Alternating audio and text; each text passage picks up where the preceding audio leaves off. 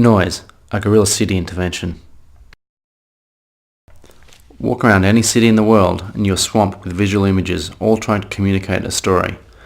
Whether an advertisement trying to sell you the latest product or illegal graffiti art, they vie for attention from the passerby. The city is also a space swamped by noises. Car horns, tram bells, shouting voices mixed together within an incomprehensible pattern of sound.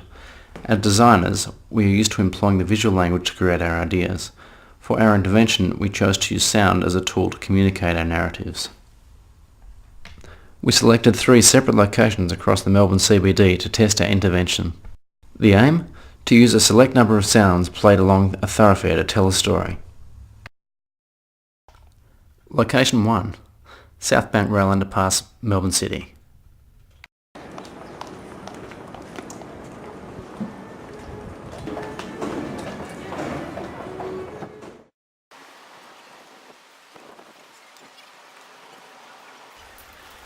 Narrative 1. Swimming race.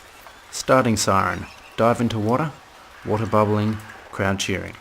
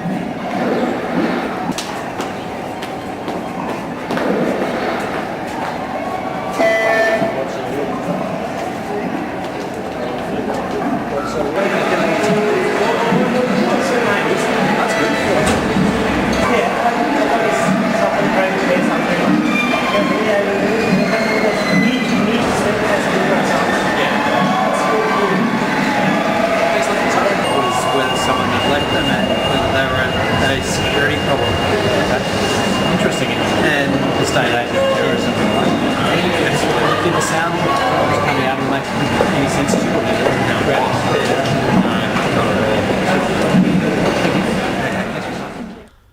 you? Result. Commuters using the underpass seem too rushed and too busy to really notice our sound intervention and therefore comprehend a narrative within the soundscape. Very clever. Location 2. Australian Stock Exchange, Collins Street, Melbourne.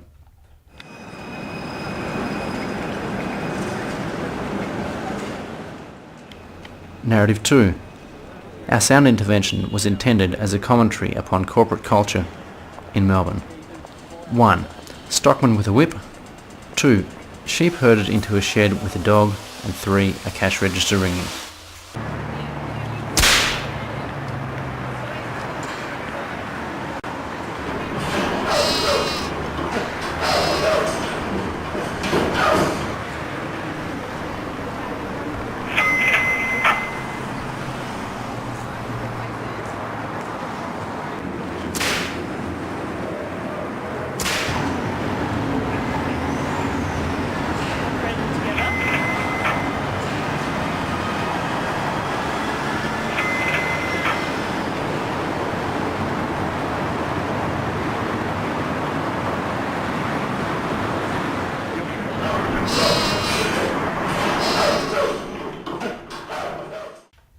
Result.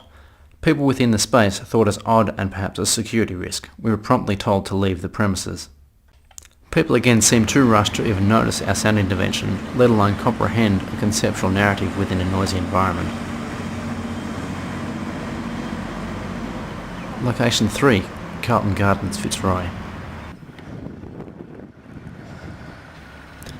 Narrative 3. A short history of progress. 1. Big Bang.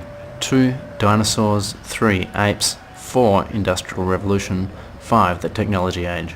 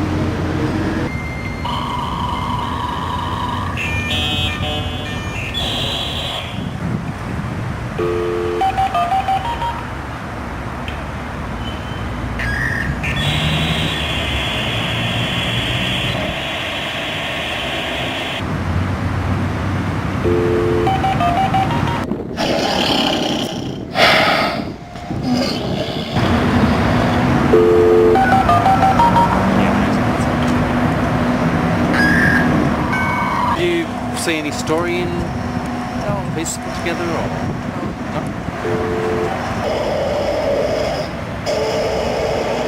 No? They were strange. Did you understand what they were? They sounded like animals Yeah? that were going through a terrible experience. Oh, really?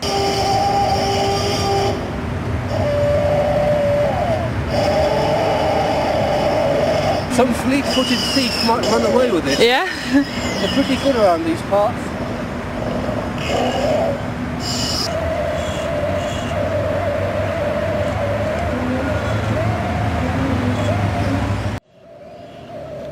Result.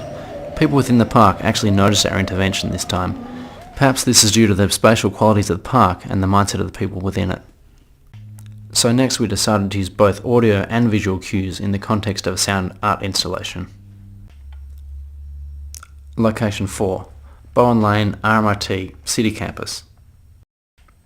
Narrative 4.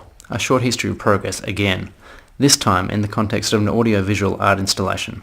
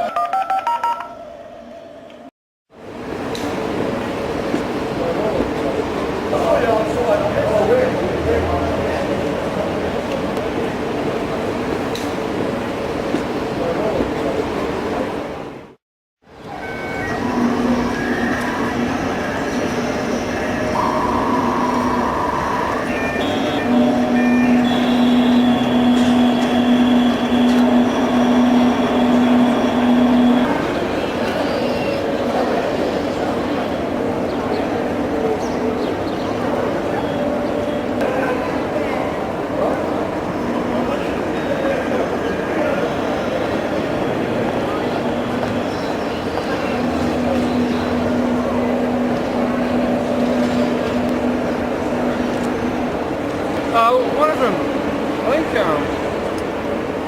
one of those ones was like a conveyor belt. That's what it sounded like to me. One of them was like a dinosaur. Number 2, I think, was like a dinosaur, the Jurassic Park or something. I think number 3 might have been. It's more of like monkeys and gorillas going nuts or something. Yeah, you're right. Maybe if I had known that I was trying to put together a story, then I would have. Result. Our target audience this time was mainly students and academics. They seem much more open to interacting with our installation than any of our previous audiences. Capturing reactions to sound was difficult as people do not necessarily respond to the noise in a visual manner. By using visual stimuli of the boxes, we were able to capture people's attention as well as make them consider the noises they were hearing. By Urian Kemmerink, Kath Quinn and Anthony Hamilton Smith.